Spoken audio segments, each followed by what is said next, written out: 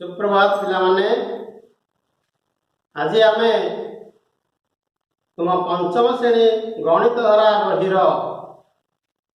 पंचम अध्याय वस्तुर विभिन्न पाखर आकृति संबंध में पाठ पढ़ा। आम पिले जाचे आम चारि पाखरे आम विभिन्न प्रकार वस्तु देखुचे। जेते वस्तु आम चारि पाखरे देखुचे तुम्हें ताकू लक्ष्य करिवो ताकू विभिन्न आड़ू आम जदि देखिबा हमको विभिन्न प्रकार देखा जाए। तो सही विषय आम आज विभिन्न वस्तुर पार्श्व अर्थात पाखर आकृति विषय पढ़ा। तुम बयसर गोटे पिला ना तार मनीषा तुम्हें पिले शुणिच आमर जड़े रामदेव बाबा अच्छा जोग गुरु सी जोगरे प्रसिद्ध। टीवी देखिकी पिला माने विभिन्न व्यक्ति घरे बसिकी जोग को देखी जोग करती।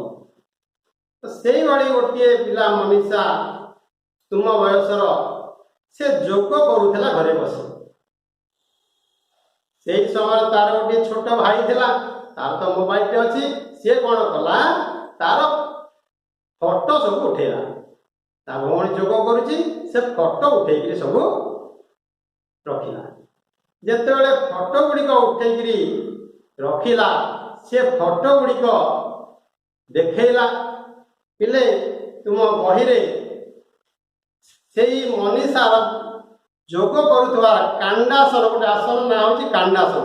से कांडासन टी सी करुला से कांडासन करुवा समय फोटो गुड़िक केमिति हेछि तुम बहिरे चित्र रही मुझे देखौछि तुम्हें देख। पिले जो फोटो गुड़िक से उठेला देख से फोटो गुड़िक मु नामकरण करछि। प्रथम चित्र है क, द्वितीय चित्रटी हूँ ख, तृतीय चित्रटी ना हूँ ग, चतुर्थटी घ, पंचमटी ग। एमती 5 प्रकार फोटो सी उठेला। अच्छा पिले कहल ये जो 5 प्रकार फोटो होइछि सबु गुड़िक देखा एका भाया होइछि कि कौन कहल ना तेबे एभली काहींकि होउछि एमिति से तो गोटे पिला जोग करुछि फोटो तार उठाई तेरे एभली भिन्न भिन्न चित्र आसला कहीं चिंता कर पिले कहल। हाँ ठीक कहल ये जो फोटो गुड़िक जिते उठा जाइछि से तार विभिन्न पाखरु आगरु पछरु बामरु डाणरु चारिपटु से फोटो उठे ऊपर फोटो उठी 5टी फोटो सी उठे। तेबे मु तुमको पचारि ये फोटो गुड़िक क्यों पाखरु से उठाई तुम्हें मते दर्शाइब। पिले चित्र गुड़िक टिके तुम्हें भल करी लक्ष्य कर देखी पिले कहल क्यों चित्रटी मनीषार आग पाखर उठा जाइछि ठीक कहल कौन कहल क चित्र। अच्छा ये क चित्रटी मनीषार आग पाखर उठा जाइछि।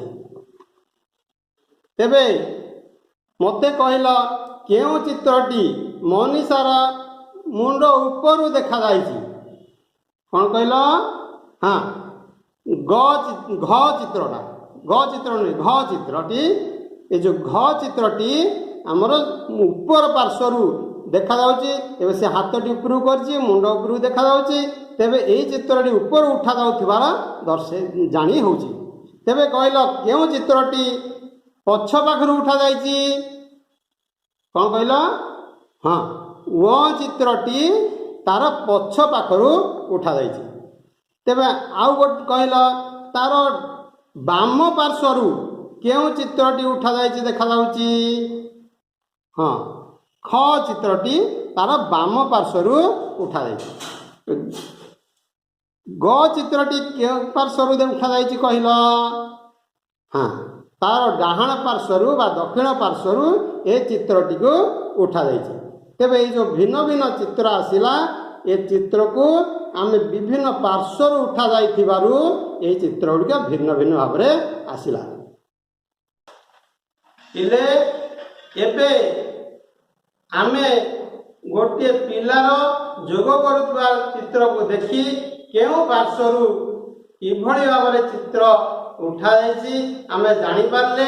सेमिति विभिन्न वस्तुर विभिन्न पार्श्वर जदि फोटो उठा जाए बा ताकू लक्ष्य करा जाए तेबे वस्तुर आकृति बा पार्श्वर आकृति भिन्न भिन्न सेमिति देखा जाए। तुमको मु आउ गोटे चित्र वर्तमान देखैबी। यह गोटे चौकीर चित्र। तुम्हें देखिबो चौकी को विभिन्न पार्श्वर फोटोटी उठा जाइछि। तुम्हें चौकीर चित्र गुड़िक देखिबो केउ केउ स्थान फोटो गुड़िक उठा आइछि मते कहबो। पिले चित्र तुम पाखरे तीनोटी रही। ये जो चित्र तीनोटी तुम पाखे रही तुम्हें जापर चित्र गुड़िक केउ चित्र होइछि कहल चौकीर चित्र। ठीक ये जो चौकीर चित्र दि जाइछि टिके देखिल जो प्रथम चित्रटी उठा जाइछि ए प्रथम चित्रटी चौकीर सामना पटू उठाइछि। द्वितीय चित्रटी जेतेबेले आमे देखुचे एटा किभଳି चित्र देखा जाउछि केवल चौकीर आसनटी हाथ जोड़िक आउ पछ पाखटी देखा जाउछि। कौन देखा जाउनी तार गोड़ गुड़िक देखा जाउ नाही। तेणु ये चित्रटी देखिबा जदि केवल या गोटे संपूर्ण चौकीर चित्र बोली आमे जानि परिबा नाही। हुएतटा भंगा हो जाई पारे। जेतेबेले पुणी तृतीय चित्र को आसीबा तृतीय चित्रटी को देख या गोटे पार्श्वर चित्रटी को उठा जाइछि। तेबे ये चित्रटी को देखिले मध्य तुम्हें चौकीर पूरा आकृति जानी पारिबो किंतु मझी चित्रटी को देखिले चौकीर पूरा अंशटी आमे जानी पारिबा नाही। तेणु वस्तुर विभिन्न पार्श्वर चित्र बा देखिले बा लक्ष्य कले भिन्न भिन्न आकृतिर पार्श्व देखा जाए। सेमिति आउरी केते चित्र मध्य तुमको देखैबी।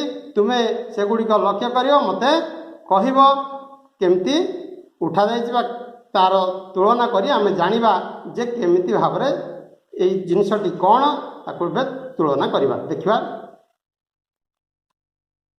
पिले एबे आउ गोटे चित्र तुमको देखाउछि। तुम ए चित्रटी को देख ए चित्रटी कौन हेइथिबो बोली अनुमान कर। भल कि लक्ष्य कर चित्रटी कौन हेइथिबो। हाँ कौन कहल। हाँ केमती देखा जाउछि तुमको गोटे कप परि देखा जाउछि ताले कप हेइ थाई पारे। देखिबा तुमे कहले देखि कौन हबो कि भले चित्रटा हेइथिबो। हाँ कौन कहल तावा भली देखा जाउछि हेइथिबो तावा भली देखा जाउछि। तुमे कहले केमती देखा जाउछि सार एटा गोटे कौन कहल। हाँ एटा गोटे वृत्त भली देखा जाउछि। हौ एबे एई चित्रटी को देखिकी आमे भिन्न भिन्न प्रकारर उत्तर पाइले। किए कहला कप भलिया किए कहला तावा भलिया किए कहला वृत्त भलिया। अच्छा एबे देखिबा सेई वस्तुटीर आउ गोटे पार्श्वर फोटो चित्रटी उठा जाइछि। तुमे ताकू अनुमान करिवो जे किभଳି भाबे कि प्रकार वस्तु एटा हेइथिबो। ठीक अछि। पिले प्रथम चित्र पाखरे आउ गोटे चित्र तुम पाखरे अछि।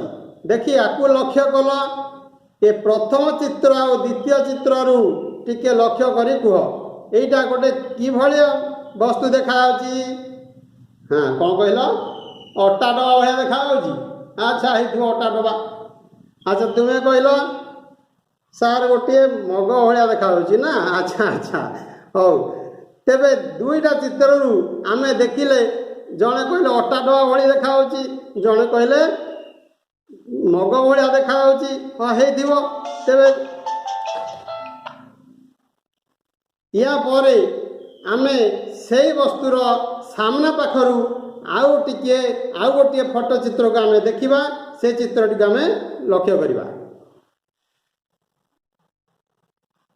अच्छा एबे पिले सेई वस्तुर सामना पाखरू मुझे तृतीय चित्रटी को उठाई। एबे देखी कहल ତିନୋଟି ଯାକ ଚିତ୍ର ଆମେ ଯେତେବେଳେ ଏକାଠି ଦେଖୁଛେ, ଏବେ କହିଲ ଏ ତୃତୀୟ ଚିତ୍ରଟା କ'ଣ? ହଁ, କ'ଣ କହିଲ? ଏଇଟା ଗୋଟେ ପାଣି ଜଗ ଭଳି ଦେଖାଯାଉଛି। ଆଚ୍ଛା, ଠିକ୍ ଅଛି, ସମସ୍ତେ ସେଇଥିରେ ରାଜି ତ? ପାଣି ଜଗ ଭଳି ଦେଖାଯାଉଛି। ଆଚ୍ଛା, ହଉ, କିନ୍ତୁ ଦେଖିଲ, କହିଲ ପିଲେ, ଯେତେବେଳେ ଆମେ ଏ ପ୍ରଥମ ଚିତ୍ରଟିକୁ ଦେଖିଥିଲେ ଆମ ମନରେ ସଠିକ୍ ଧାରଣା ଆସିପାରୁନଥିଲା। ଯେତେବେଳେ ଦ୍ୱିତୀୟ ଚିତ୍ରଟିକୁ ଦେଖିଲେ, ଏ ଦ୍ୱିତୀୟ ଚିତ୍ରରେ ଆମ ଧାରଣା ଟିକେ ଟିକେ ପାଖାପାଖି ହେଲା, କାରଣ ଆମେ ଦୁଇଟା ଚିତ୍ରକୁ ଟିକେ ତୁଳନା କଲେ। ଯେତେବେଳେ ତିନୋଟି ଯାକ ଦେଖିଲେ ଚିତ୍ର, ଆମେ ତୃତୀୟ ଚିତ୍ରରୁ ସ୍ପଷ୍ଟ ହୋଇଗଲେ, ସଠିକ୍ ଧାରଣା ପାଇଲେ ଯେ ଏ ଚିତ୍ରଟି ଗୋଟିଏ ପାଣି ମଗର ଚିତ୍ର ଅଟେ। ପିଲାମାନେ, ଏବେ ଆମେ ଯେଉଁ ବିଭିନ୍ନ ପ୍ରକାର ଚିତ୍ର ଦେଖିଲେ, ବସ୍ତୁ ଗୁଡ଼ିକର ଆକୃତି ସମ୍ବନ୍ଧରେ ବିଭିନ୍ନ ପାର୍ଶ୍ୱରୁ ଦେଖି ଆମେ ତାକୁ ଧାରଣା କଲେ, ଚିନ୍ତା କଲେ, ଏ ବସ୍ତୁଟି କିଭଳି ହେଇଥିବ ବା କ'ଣ ବସ୍ତୁଟି ହେଇଥିବ। ଆମେ ଗୋଟିଏ ଫଟୋ କେବଳ ଦେଖିଲେ ସେ ସମ୍ବନ୍ଧରେ ଧାରଣା ଠିକ୍ ଆମର ଆସେ ନାହିଁ। ତେଣୁ ଆମେ ସଠିକ୍ ଧାରଣା ପାଇବା ପାଇଁ ଆମେ ଏକା ବେଳକେ ବସ୍ତୁର ବିଭିନ୍ନ ପାର୍ଶ୍ୱର ଚିତ୍ରକୁ ଯଦି ଲକ୍ଷ୍ୟ କରିବା, ତୁଳନା କରିବା, ସେ ବସ୍ତୁ ସମ୍ବନ୍ଧରେ ସଠିକ୍ ଭାବରେ ଆମେ ସ୍ପଷ୍ଟ ଧାରଣା ପାଇପାରିବା, ବସ୍ତୁଟି କ'ଣ ବୋଲି ଜାଣିପାରିବା। ତେଣୁ ଏହି ବିଭିନ୍ନ ପାର୍ଶ୍ୱର ଆକୃତି ଜାଣିବା ଆମ ପାଇଁ ନିହାତି ଆବଶ୍ୟକ। ମୁଁ ପରବର୍ତ୍ତୀ ଶ୍ରେଣୀରେ, ପରବର୍ତ୍ତୀ ଅଧ୍ୟାୟରେ ମୁଁ ସ୍ପଷ୍ଟ ଭାବରେ ଆଉ କିଛି ଆଲୋଚନା ଏହି ପ୍ରସଙ୍ଗରେ କରିବା। ଆଜି ପାଇଁ ଏତିକି। ଧନ୍ୟବାଦ ସମସ୍ତଙ୍କୁ।